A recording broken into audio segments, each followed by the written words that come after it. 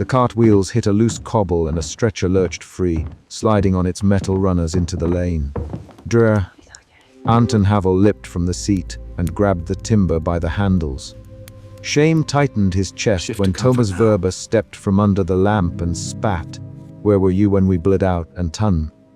The accusation cut the air, and Havel felt the word shame in his mouth as if it were someone else's coin handed back to him. He had come to build a refuge. Now he had to answer why the refuge had opened its doors after the worst had already happened. Anton held the stretcher steady while rain, slick fog curled at his boots. He set it down carefully, fingers numb from rubbing his forehead since dawn. Around them the lane was empty of carts and voices. A single lantern threw light across wet stones and the half-built hospital's slow silhouette. He heard his own breath and Thomas' shoes scrape the cobblestones and remembered the petitions he had read in the office, the town's handwriting pleading for aid. Those petitions had driven him to raise funds and hire masons. That same ledger, he thought, should have meant something sooner. He did not answer Thomas at once. He checked the leather satchel slung at his side, finding the damp bandage tucked there and the brass watch with its chain. The watch face was a faint rim of fogged glass. The minute hand pointed to a time that now felt meaningless. Shame pushed him toward speech, then held him back. He had promised shelter. He had promised timely help. This lane showed the cost of delay. He forced his voice into even measures. "Thomas," he said, "tell me where the wounded lie." "Show me." The word show acted as a small order to push him forward. Action eased him. He moved into the yard with the stretcher, carrying the promise of treatment as a physical burden. Inside the half-built ward, boards lay across joists and rows of cots stood with thin, empty mattresses. Bandage fragments clung to nails. A single lamp burned in the center of the room, its oil nearly spent. Sister Magdalena met him there, apron half untied, eyes set in lines of careful fatigue. She folded a blanket with exacting hands even as she looked at him. "Anton," she said, and her voice was small but steady, "you arrived when you could. Tell me what you have." He laid out the satchel and pulled medicines into a neat line. Carbolic solution in a chipped bottle, linen bandage rolls, a small tin of opiates, forceps wrapped in oilcloth. He counted aloud as he placed them, 10 doses of morphine, 2 clamps, 1 ether bottle. He said, "I have hired 3 carpenters and a mason. I have plans for wards on the east side." Counting helped him move from shame toward purpose. It sharpened his hands. Thomas did not soften. He thrust a paper at Anton, a ledger page damp with rain and stamped with the town clerk's seal. These were taken to the county house 3 times. Thomas. They were left in the receiving hall. They came back with a note that they had been misfiled. "People died while your paperwork sat on a shelf." He tapped a particular line where a named messenger had written the same plea 3 times and struck through each entry with a shaky hand. Anton read the lines, hearing the quickness of Thomas' voice and the slow friction of his fingers on the paper. "I sent men to the clerk. Anton, I paid for runners." He stopped. The sentence fell apart under the physical weight of the ledger. His resolve bent into something else, responsibility shifting toward a need to act now. They moved through the ward. A woman sat by an upturned crate, her hands clotted with sewing thread as she bound a child's arm with a piece of shirting. When she saw Anton, she rose without looking. She held her face down. Thomas touched her shoulder. "We buried my son this morning," she said, voice thin. "We didn't wait for anyone." The woman folded her hands and returned to the small grave she had already marked in the yard with a carved plank. Sister Magdalena took charge quietly. She directed 2 exhausted men to drag another cot closer to the lamp. She spoke Anton's name and then set a tray of boiled water and clean linen down. "Anton, the sutures." "Thomas, help me move the supplies from the wagon." Her commands occupied hands and gave the room a rhythm. The rhythm steadied Anton's hands.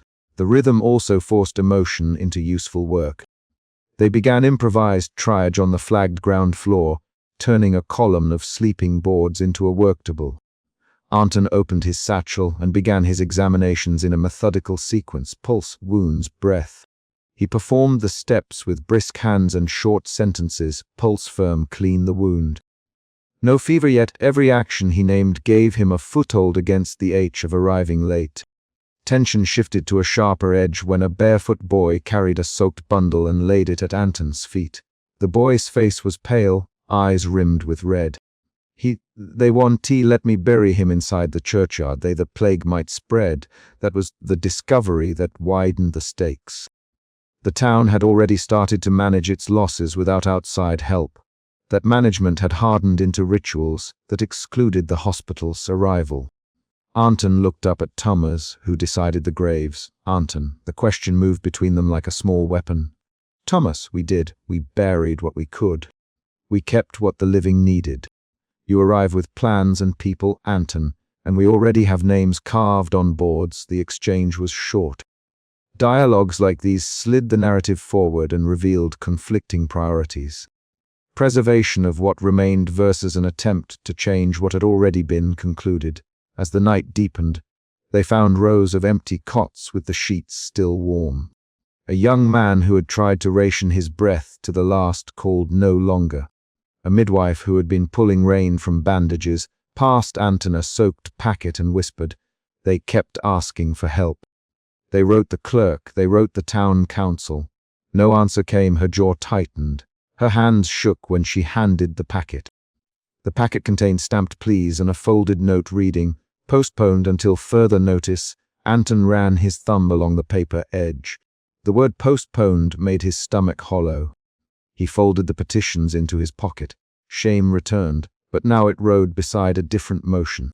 A rising, clinical determination to test whether any of the living could yet be saved. He set the petitions down on a crate and began preparing a field operation table.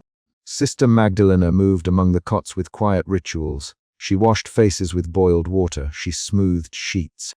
She folded away bloodied rags into bundles for burning. Her hands told a story of efficient care, each movement a small argument against despair. Anton watched her set a small silver locket on the tray, and then look away. He heard her say, "We will do what we can with what is here." That sentence had less of the guilt sedge and more of the practical will that Anton needed to accept.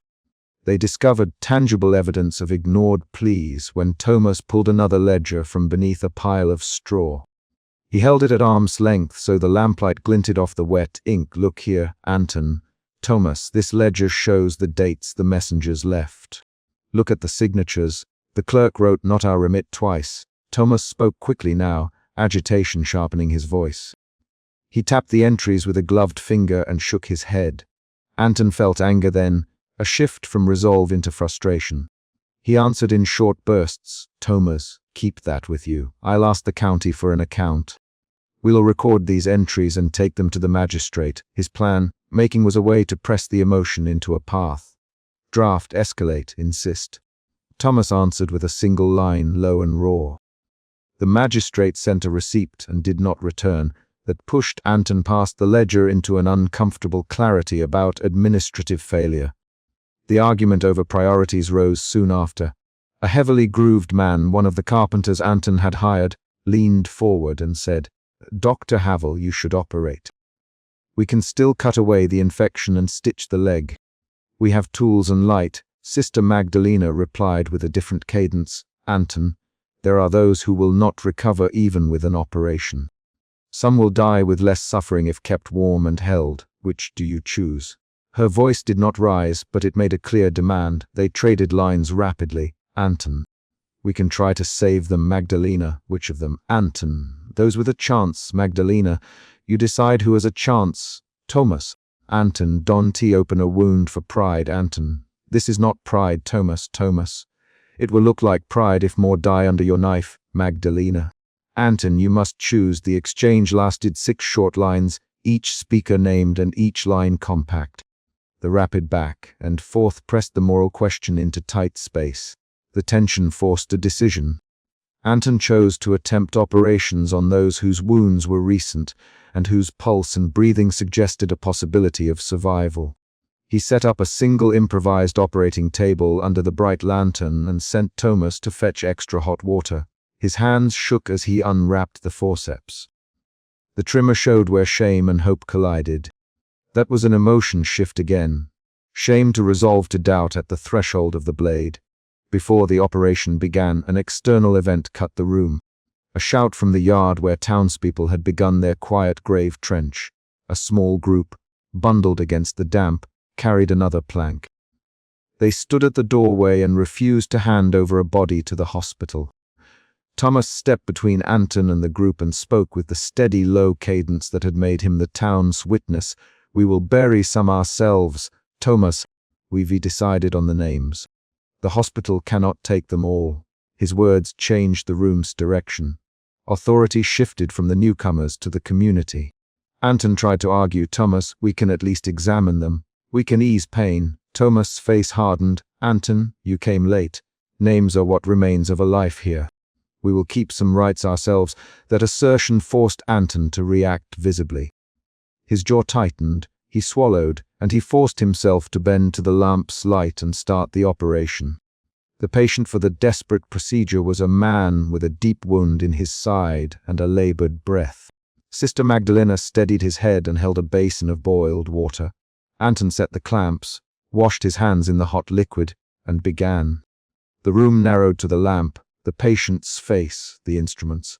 Silence enveloped them, except for the scrape of metal and the patient's thin breathing. Anton felt his focus cleave down to a single line of work: incision, retraction, ligature.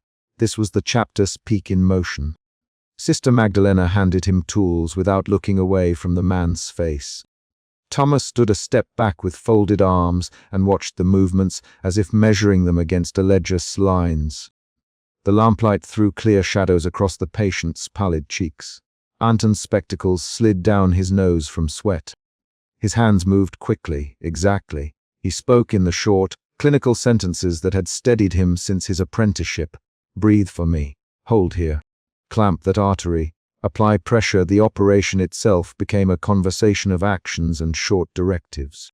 For a time, it seemed the work might succeed. The bleeding slowed. The patient's breathing came with less strain. Anton felt a fragile rush of control.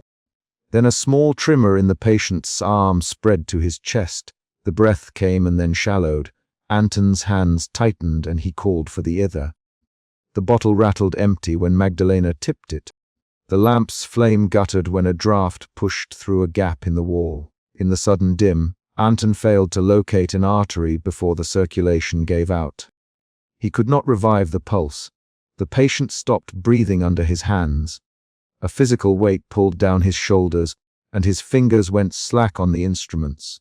Sister Magdalena laid a cloth over the man's face and folded his jaw shut with precise fingers. Thomas made a low sound and rested both hands on his cane. Anton felt the heat of shame return, heavier and now mixed with a tight, hollowed sorrow. The room exhaled. An external event, the patient's death, reshaped every intent in the ward. They organized care for the dead immediately. Sister Magdalena wrapped the body in a clean sheet, tied it with a strip of cloth, and placed it on an empty cot. She wrote the man's name on a notacard and set it on the chest. Thomas produced a small ledger and began to write names aloud so that the town would record each person. The recording was a ritual. It turned loss into material fact. Anton watched them work. He felt small and useless, and then, after a breath, useful in that he could fold blankets and set the brass watch on the cot, as if it might serve to mark time where time had failed. They held a short confrontation when Thomas insisted on burying some of the dead without hospital ceremony. "Thomas," Anton quietly, "I can help with names and stones. Let us record them together." Thomas answered, "You must also know we will keep certain rights." Not all passed through the hospital. The argument did not escalate into shouting. Instead, it mapped differences in authority and purpose. Anton's institutional impulse versus Thomas' duty to memory. Both positions shaped what the hospital would become. In the early morning after the operation and the short rituals, they moved to a long wooden table and started a list. Sister Magdalena recorded names in a careful hand. Thomas read them aloud between sips of stale tea. Anton placed folded blankets on the adjacent cot and checked the bandage supplies again. The rhythm of naming grounded them. That act transformed the hospital's aim, from saving the living to preserving the record of who had been lost. A small twist arrived when Anton found a folded letter under the patient's pillow. It was addressed to a woman in the town. The patient had tucked it away as if he hoped to speak one more time. Anton read it quietly and found a simple plea. Forgive debts. Tell my sister the plough should go to Jarek. The letter revealed the man's ties and made the death concrete rather than abstract. The twist changed Anton's understanding. These were not anonymous casualties. Each body carried practical ties and small, urgent responsibilities. Sister Magdalena led ceremonial acts for the dead. She washed hands again, folded sheets carefully, and placed a sprig of lavender on each chest. She moved with deliberate economy, and while she worked, she named aloud small facts. The man's trade, where his wife might be found. Thomas wrote each name and the cause where known, his hand steady but his voice low. Both of them made what had been a chaotic night into a ledger of care and memory. Anton sat by a cot that had once held a breathing man and now held only the folded blanket and his stopped brass watch. He wound the watch as if wending could change the past, found the chain cold in his palm, and then set the face down beside the blanket. He counted the empty cots and the names on the list, and felt the concrete measure of the losses. His earlier shame had altered into a different feeling. A small contained grief mixed with a new clarity about what his work must include beyond surgery. He would have to press for accountability. He would have to make sure ledgers did not gather dust. Thomas approached and rested a hand on Anton's shoulder. We will bury him by the old ash, Thomas. We will write his name in the book at the church tomorrow. His voice had the slow cadence of someone who had made decisions under weather and still held to them. Anton nodded and felt his fingers grip the brass watch once more. He rose to follow Thomas out into the mist. Outside, the lane remained slick and quiet. Carpenters moved a plank by plank into the raised trench with solemn, steady progress. The town had turned loss into a sequence of concrete tasks. Dig, name, place, cover. Anton walked slowly behind them, coat collar turned up against the damp. He had arrived to save the living and instead found a community organizing remembrance. When Thomas paused at the edge of the trench and then looked back at Anton, he said plainly, "Help us remember what we lost, Anton. Keep their names safe. Make sure the petitions are read where they must be read." The line was a clear demand and a direction. Anton answered with measured steps. "I will take the ledger to the magistrate. I will press for an account. And I will finish the hospital east wing." He spoke actions rather than feelings. Thomas pressed the ledger into Anton's hands. "Then go, Thomas. Do not let these names fall between pages again." Anton turned the paper over in his palm, felt the damp and ink bleed, and then folded it into his satchel. The final paragraph of the night closed on a concrete beat. Anton buttoned his coat, fastened the satchel strap over his shoulder, and stepped out into the misting morning with Thomas beside him, walking toward the magistrate's house and toward the next actions required.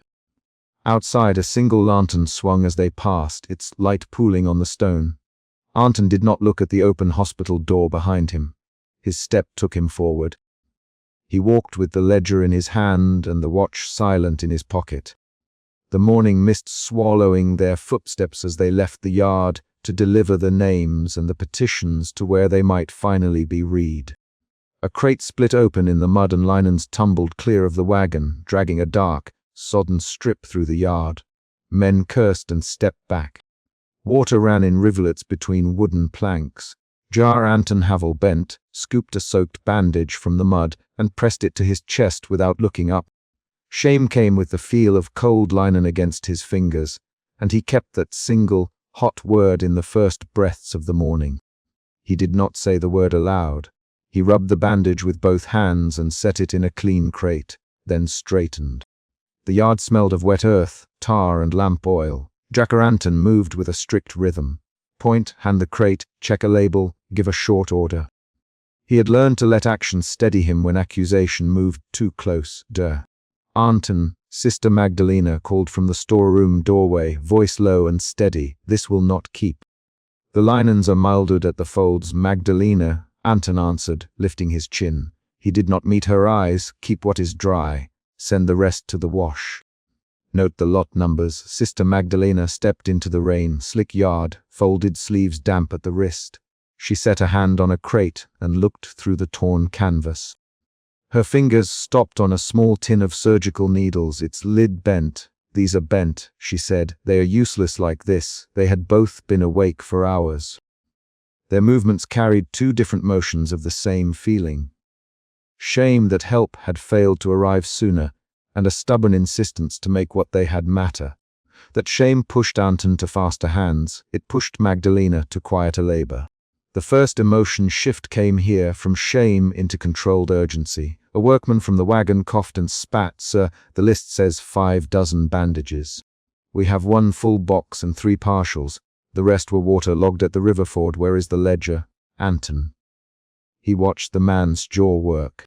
The workman pointed toward a half-built lean, to where a clerk tried to shelter himself and his papers under a tarpaulin.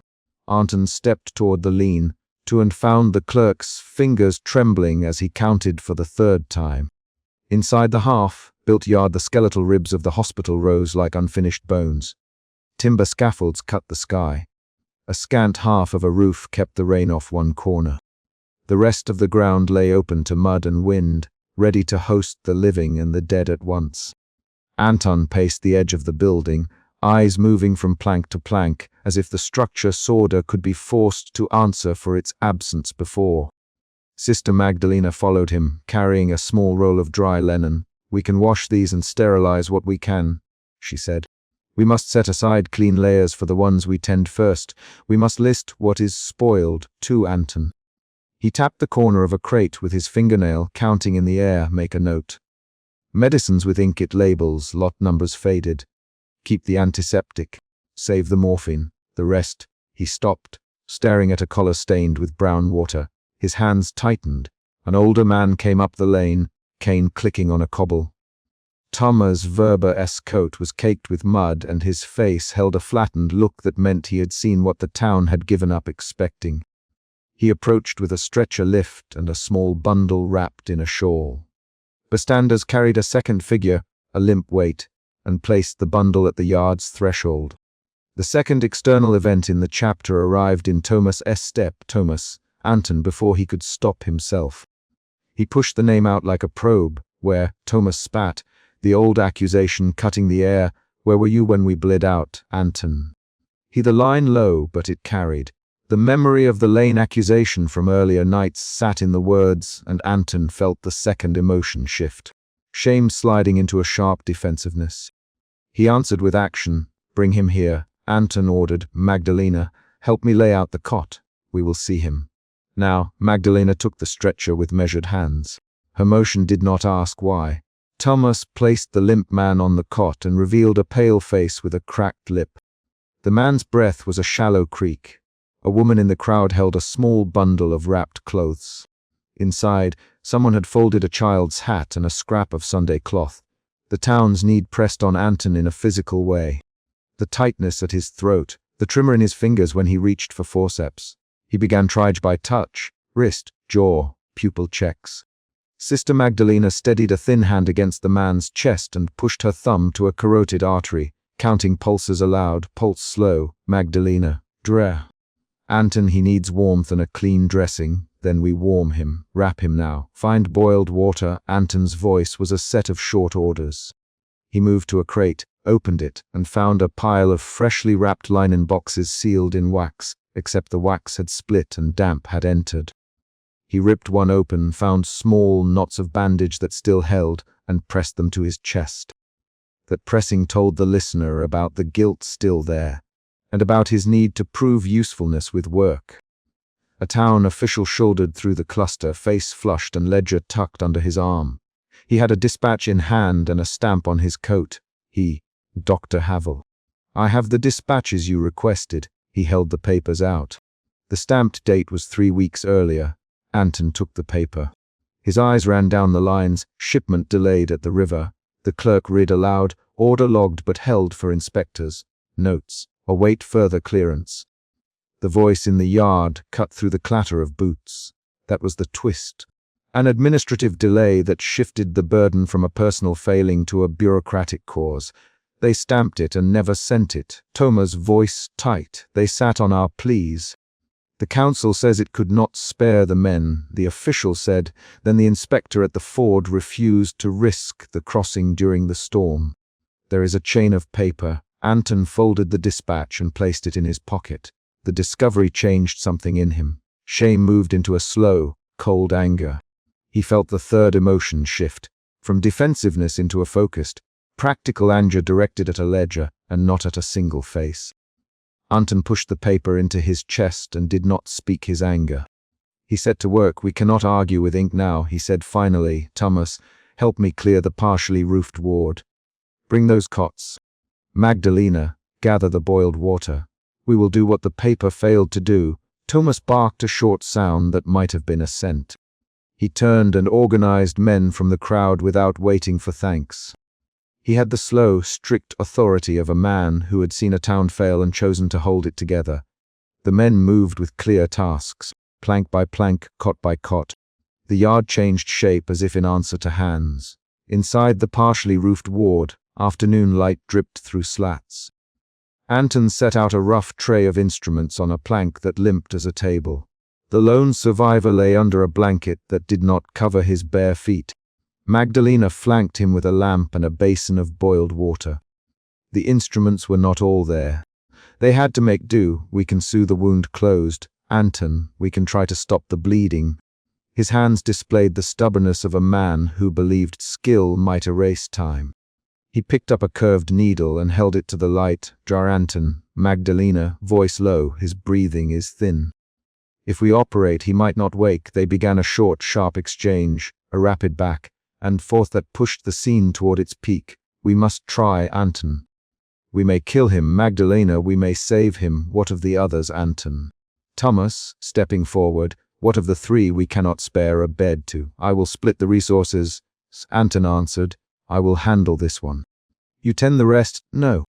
We must decide together. Thomas, we will not let one man's life swallow three." Anton looked at Thomas. He felt the weight of the town's eyes like a physical thing. He softened his hands and spoke more quietly. "We choose the best use of what we have. I will not gamble other lives for one chance." The argument had lasted only a few breaths, but tissue tightened in the room like a held note. That was the small cliffhanger before the peak. Would Anton push forward with an operation or accept a pragmatic choice to tend rather than cut? The townspeople drew closer to the plank table. Faces leaned in. Anton set a cloth on the man's chest and counted out stitches. He placed a warm hand on the man's brow. Magdalena turned the lamp so the light would fall across the wound. They began a clumsy, improvised opening. The instruments scraped wood as they were set down, and someone murmured prayers under breath. The operation was not neat. It was the kind of surgical work one does when a proper theater is a roofless corner, and the instruments are bent by transport. "Hold his head." Anton, to a young man whose name he did not know. "Thomas, tie here." Hands did what words could not. The young man cradled the patient's neck. Magdalena steadied the instruments with a flat, efficient movement. The operation unfolded in a sequence of concrete actions. Cut, clamp, tie, press. Each action was a sentence of its own. Halfway through, the man's breath faltered. The room tightened. Someone slammed a palm on a plank in fear.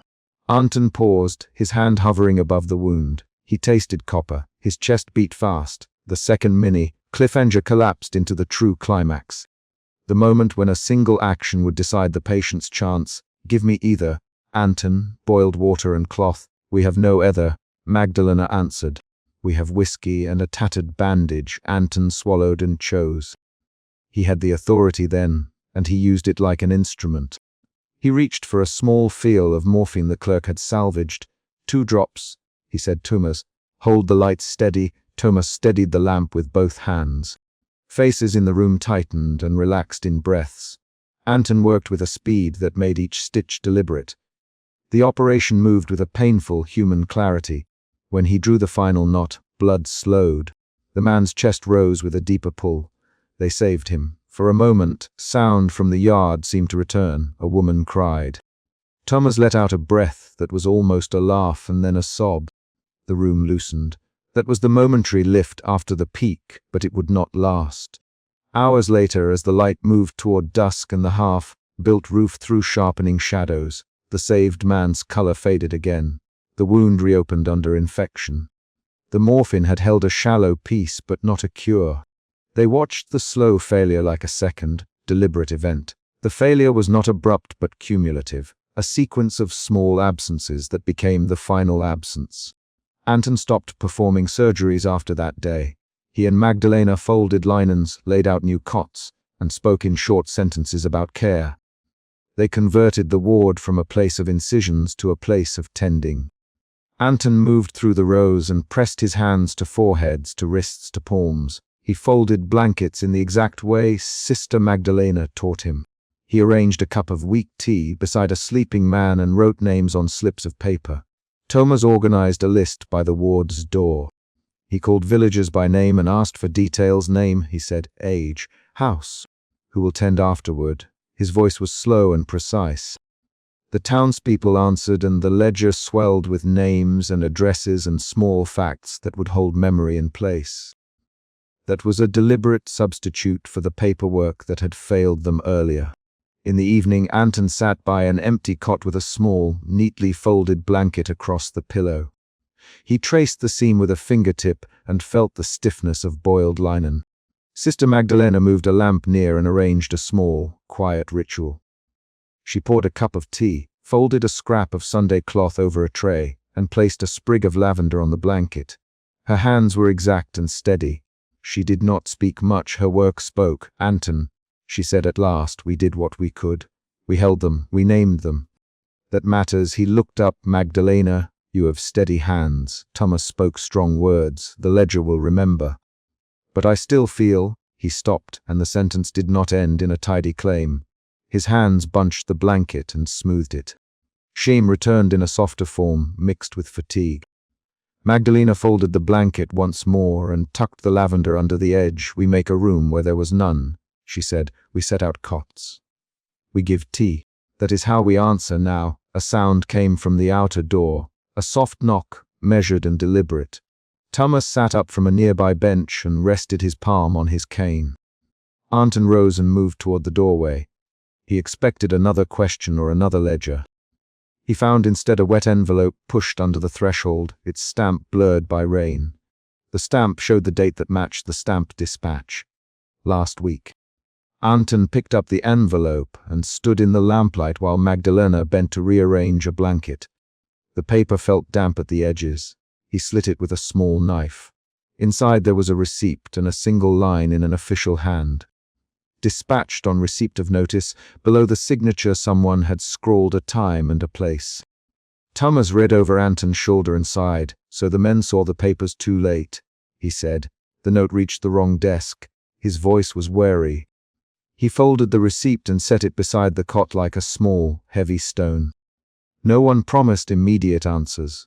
The town would survive this day and bear the record of its losses. Anton placed the receipt in his breast pocket and sat back down.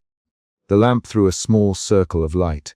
Someone outside began to hammer a plank back onto the scaffold, setting the ward to a quieter order. They had converted purpose that afternoon. From surgery to tending, from protest to registry, from accusation to small, exact rituals. The ward would hold names, tea-folded blankets, and a list of what had failed. The chapter ended on a concrete beat.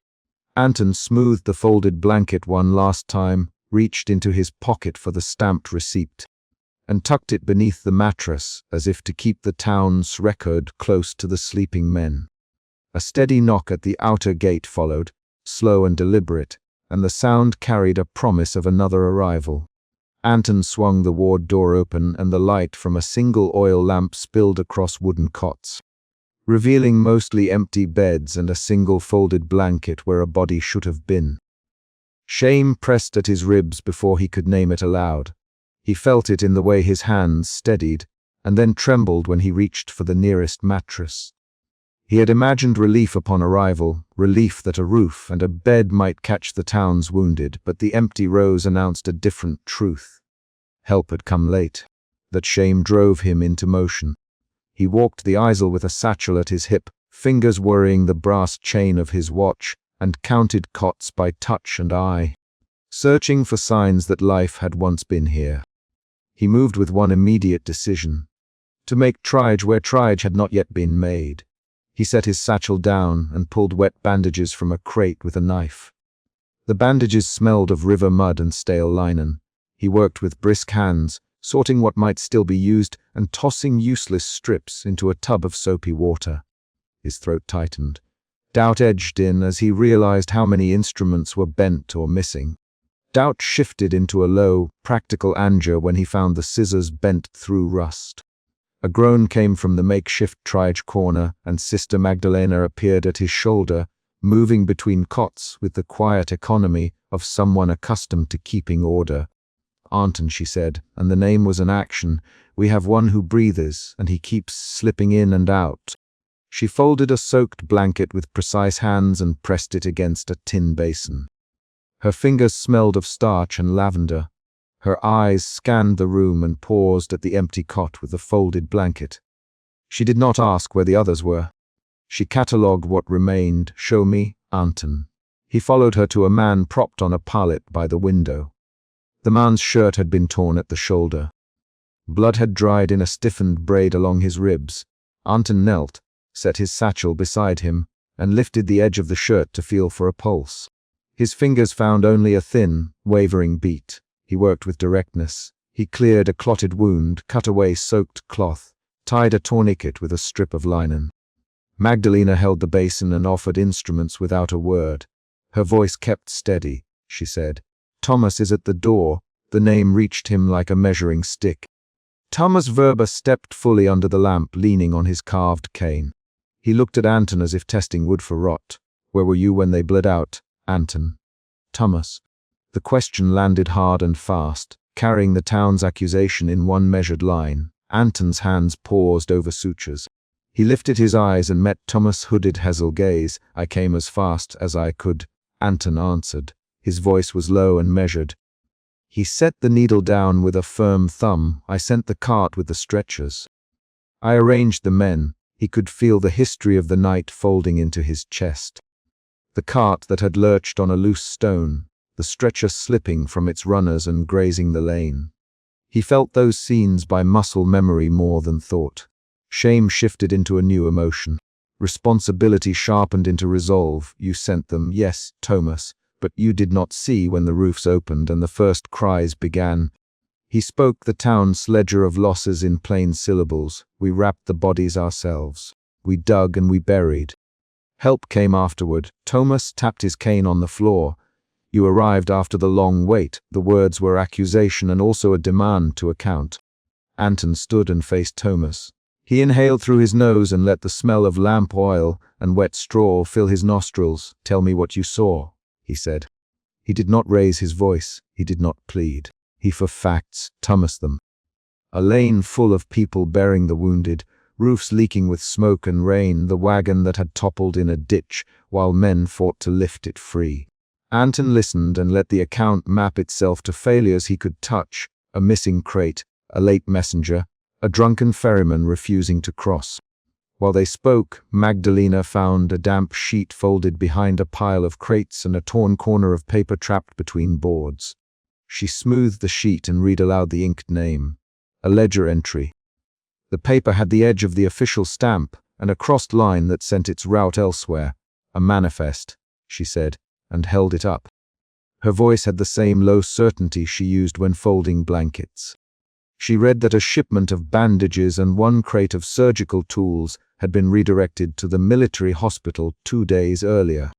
The word redirected changed the rhythm in Anton's chest. Anton took the paper, eyes skimming dates and signatures he knew by sight. He felt a new movement inside him. Anger at the paperwork and a small, cold comprehension that the town's fate had been altered not only by weather but by human choice. He did not shout. He pinched the bridge of his nose and then moved his hands over the ledger. "Who signed?" he asked. Magdalena pointed to a clerk's scrawl that matched a seal used in the district office. Thomas muttered the clerk's name. The discovery moved blame off the vagueness of chance and onto a specific miswrote. That shift became a second emotional turn for Anton. From private shame to a need for a public accounting. He felt his jaw harden and his speech adopt a clipped rhythm. "We have to be practical now, Magdalena." She set the manifest on a crate and began to inventory supplies aloud: 2 spades of lint, 3 boxes of mustard poultices, 4 knives rusty at the hinge. 1 set of forceps reported gone. Her sentences were short and exact. She folded the manifest and set it aside. Her movements transformed the revelation into a plan. They would make do with what remained and try to save who they could. An external sound cut across the ward, a shout from the lane, the scrape of a wheel on wet cobble. Men in the yard called for help and someone pounded on the outer door. The interruption drove everyone outward.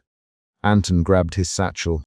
Magdalena secured a strip of linen to a makeshift splint. Thomas opened the door and a wind pushed damp air in with the smell of coal and river. New arrivals carried a young man whose breathing had slowed. They laid him on a board and ran inside. Inside the operating corner, under scaffolding and rain dark wood, the townsmen formed a crude team. Anton barked short orders: "Pass me the forceps. Hold the lantern steady. Tie that strip under the wound." His sentences were commands, each one creating a small movement. Magdalena trimmed and cleaned with quick, measured gestures. Thomas held the patient's hand in a way that was not tenderness, but accountability. "Tell me his name, Thomas." And the man answered in a rattled voice. Names mattered. Anton wrote them down on a scrap between tasks. They improvised an operating space on a plank table. A single lantern hung above, swinging slightly in the draft. Anton cut with blunt blades and worked by the light. Magdalena handed him sutures and murmured instructions to the townsmen handling the patient. The procedure demanded focus. Anton felt an inner division. Part of him catalogued each movement as if preserving them for later notation. Part of him was all muscle and speed. Emotion shifted again, resolve into frayed hope. At a sudden moment the sutures failed to hold and bleeding recommenced. Anton slammed his palm against a cloth to staunch the flow and hissed, "More pressure!" Magdalena followed, pressing a basin to the wound. The room tightened around the single lantern. Outside, someone cried the name of a wounded child being carried in. The immediate pressure of life or death narrowed time. Anton worked for an hour that had the quality of a contained storm. He made small decisions quickly. Which knife to sharpen, who would hold the lantern, whether they could risk cauterizing with heated metal. Thomas fretted openly and asked Anton, "Is he yours to save now?" Anton answered with practical detail, "We try, suture 1 more layer." Then we reassessed. Their exchange had the speed of people used to giving terse orders. A sudden, urgent knock sounded at the side door. A boy collapsed into the room and panted that another cart had overturned on the lane, and that the farmer's wife had been pulled from beneath it. The new arrival forced the operating team to stretch thin. Anton looked up and made a choice. Continue the high-risk procedure or move to comfort the new arrivals. He weighed the pulse in his hand. The patient's breathing had become shallow and irregular. He felt a helpless, cold recognition that some interventions would not change the outcome. That recognition cracked open something he had held, the belief that his presence alone equaled salvation. He kept working until the dawn began to thin the night. The patient's breathing slumped and the lantern guttered. Anton felt the heat leave the room like a hand let go. He paused, fingers white on the instrument. Magdalena closed the man's eyes with a slow, certain touch. She folded his hands over his chest, folded a corner of linen across his face. She nothing about failure. She did the small acts with meticulous care. Thomas cleared his throat and spoke in a voice that carried both blame and a wary compassion. "Anton, you must decide. Keep on this knife and we lose more of what we can save, or we stop and tend to the living in the next lane." His cane tapped the plank. The decision was no longer purely medical. It was moral and communal. Anton's hands hovered.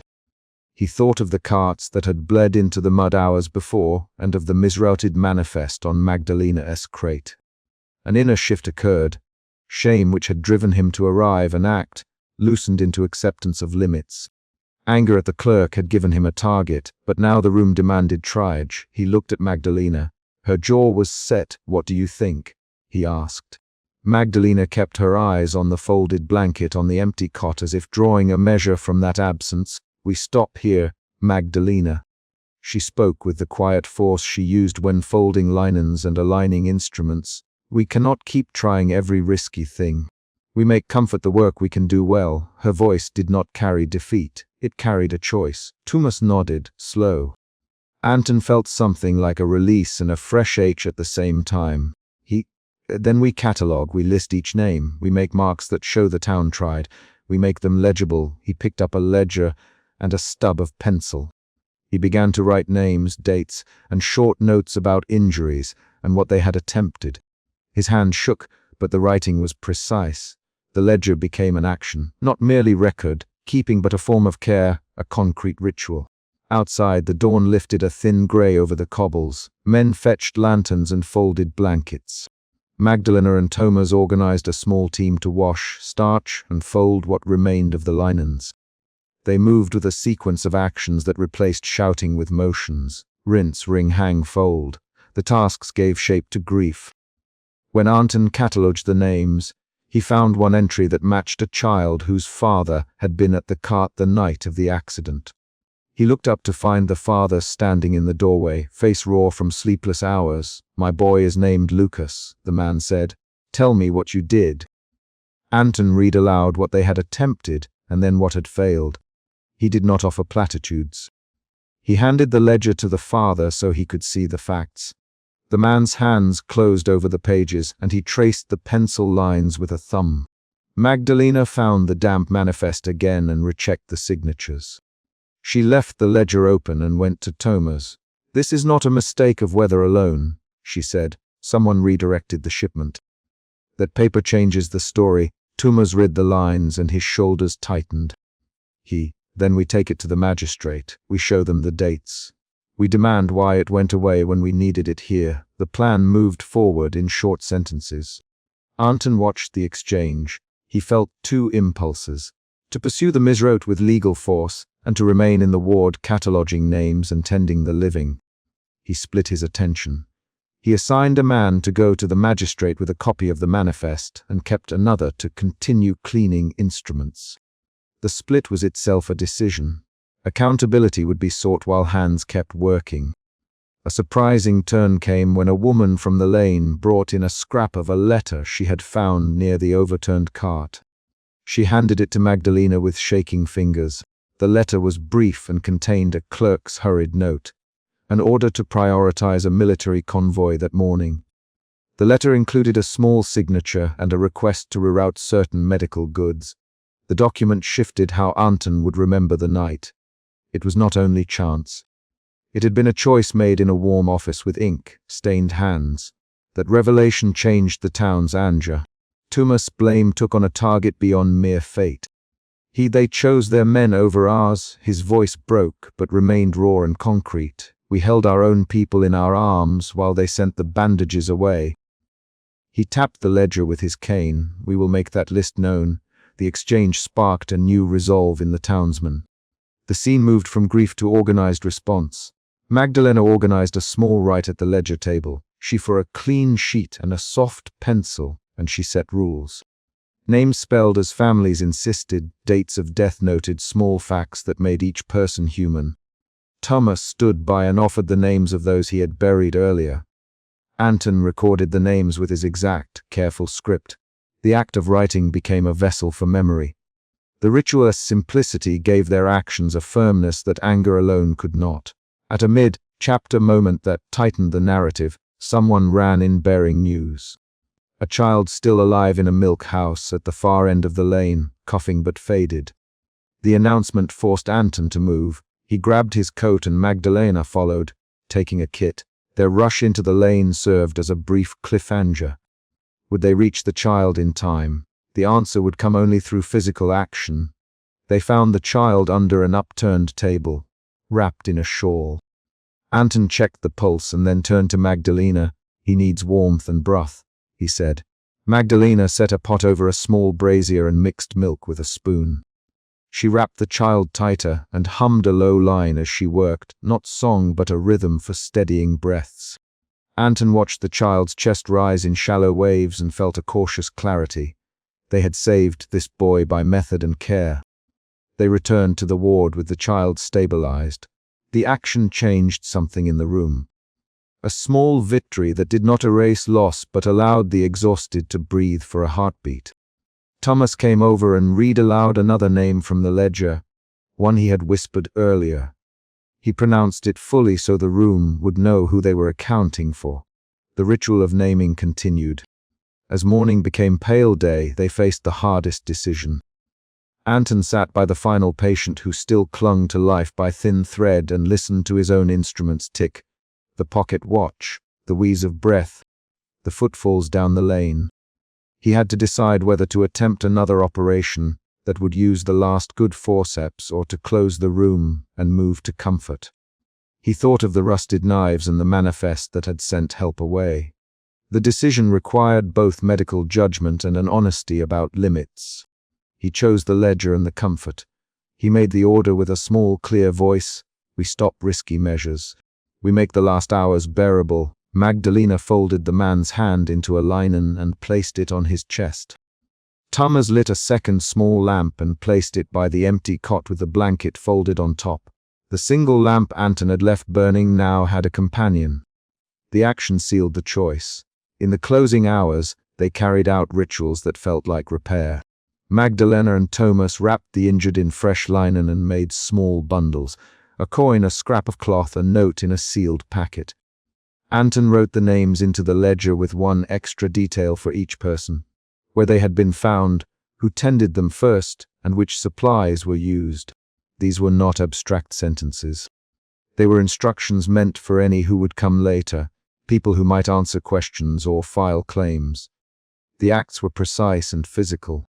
When the light finally grew full and men began to step back, Anton rose and walked to the doorway. The lane outside smelled of wet straw and coal smoke. He left one lamp burning by the empty cot and closed the door behind him. He did not make a speech. He did not ask for absolution. He walked away with Thomas trailing a few steps behind, Kane scraping the ground in a slow count. Thomas paused at the lantern near the cot and pressed his thumb to the folded blanket. We will write what happened. We will take that manifest and we will show it to those who look away. His voice was a vow in the way he tapped the ledger page. Anton nodded once. He carried the ledger under his arm, a weight both literal and figurative. He had arrived late. He had failed in certain immediate rescues. He had also organized, recorded, and turned shame into record and ritual. They left the lamp burning as a small and stubborn truth. Someone arrived, finally, and someone kept watch. The town would keep the ledger. The manifest would be shown. The names would be known. Anton walked down the lane with his shoulders hunched from hours of work, each movement a practical measurement of grief and duty. Thomas lingered near the doorway, touching the wood as if to count the nights that had passed. The chapter closed not with a promise of redemption, but with specific actions taken. The ledger kept, the manifest carried to the magistrate, the lamp left burning by the empty cot. Those acts would be the town's facts. Anton's shame remained, but it had shifted into a quiet, sustained work. To ensure that help did not become a rumor, and that the town's losses would be entered where they could be seen. He had learned the limits of his craft and the importance of clear records. Morning unfolded into a day of names and motions. Men went to seek the clerk who signed the reroute. A small deputation carried a copy of the manifest to the district office. Magdalena stayed and washed sheets until her hands reddened, then folded them and labeled each bundle with a careful pencil. Thomas organized mourners and those who would speak the names aloud that afternoon. Anton watched them move, counted the names in his head, and wrote one last entry. A note that recorded the time the lamp had been left burning and the names of those who had kept watch through the night. They did not promise that every wrong would be righted. They did promise one thing they could keep, that the town's losses would be known and that help, when it arrived late, would be turned into evidence and care. Anton closed the ledger, tucked it under his arm, and walked toward the magistrate's house with a man carrying the manifest. Thomas followed on the lane, cane tapping, and Magdalena watched from the ward window until they passed out of sight. The lamp by the empty cot continued to burn while the day became busier with errands and the work of counting bodies and blankets. The final image was small and concrete. Anton stopped once, turned his head back toward the hospital doorway, and saw Thomas standing under the lamplight beside the folded blanket. Thomas lifted his chin as if counting the names one last time. Anton breathed once, slow. He walked on, ledger under his arm, and the lamp remained alight behind him, a single point of recorded witness.